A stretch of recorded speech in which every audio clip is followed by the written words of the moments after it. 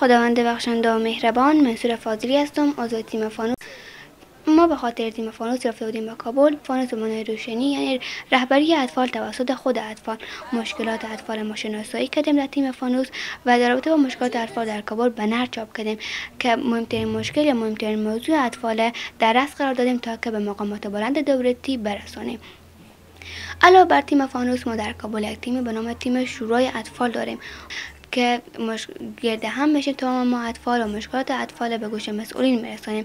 اولتر از همه ما در ولایت خود مشکلات اطفال جمع میکنیم، مشکلات اطفال و عمدترین مشکل اطفال میبریم به کابل. وقتی که از هر ولایت یعنی هرات، کابل، از کمپ ها، بدخشان، جوزجان، بامیان و ولایت های دیگه جمع میشیم به کابل و این مشکل اطفال میگیم و به خود دفتر سرکستر میتربیت اطفال افغانستان ما یک شورای گرفته بودیم، شورای عمومی که از هر ولایت دعوت شده بود و همین حتی ما از رسانه هم دعوت کردیم تا که در رابطه با این شورا ما یک جا باشیم و بلکه ما بتونیم مشکلات خود به گوش مسئولین برسونیم و همین شورا رو ما بگرفتیم.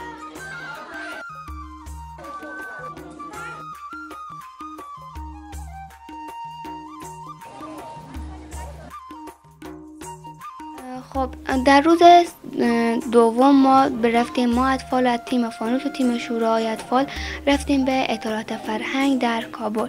در ریاست اطلاعات فرهنگ کابل ما اطفالی که مشکلات اطفال جمع بری کردیم، اما عمده ترین مشکل خود ما به طور حضوری توسط خود اطفال به گوش مسئولین در ریاست اطلاعات فرهنگ رسونده که ریاست کار امور اجتماعی، ریاست امور زنان، از کمیسیون مستقل حقوق بشر بود، هم اسرار انواری بود، از ریاست اطلاعات فرهنگ، از مقامات غیر دولتی، همچنان مولوی صاحبان، روانشناسا و دکترا بودن که با اونا ما میزکت گرفتیم در رابطه به مشکلات فروش دخترها، مشکلات مکاتب، حق ندادن به اطفال، کارشاغه بالای اطفال، خشونت علیه اطفال، امکانات کم درسی در مکاتب. در رابطه به این مشکلات خود ما با اونا میزکت گرفتیم که در رابطه با مشکلات ما با ما همکار باشن. اونا هم برای ما گفتن که ما مشکلات شما راه حل میسنجیم تا که مشکل شما حل بشه.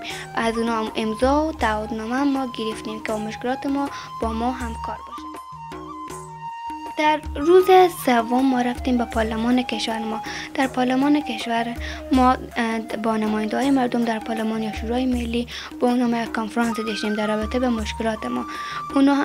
با اونا هم مشکلات رو شریک ساختیم. اونا برای ما قول دادم که با ما در رابطه با مشکلات ما همکاری میکنم. همچنین از اونها ما امضا و تعهدنامه گرفتیم که با مشکلات ما رسیدگی کنن و به گوش مسئولین برسونن تا که مشکلات اطفال به کلی حل بشه.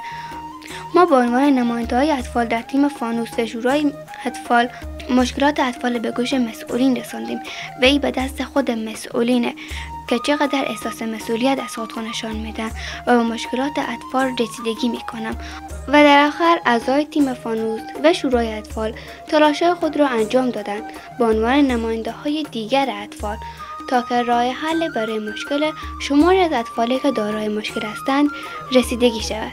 ما امید داریم که هرچه زودتر مشکلات اطفال در سراسر افغانستان حل بشه و تمام اطفال به خوبی و خوشی با خانواده ها خود زندگی کنم و یک زندگی عاری از مشکلات داشته باشم با امید پیشرفت افغانستان.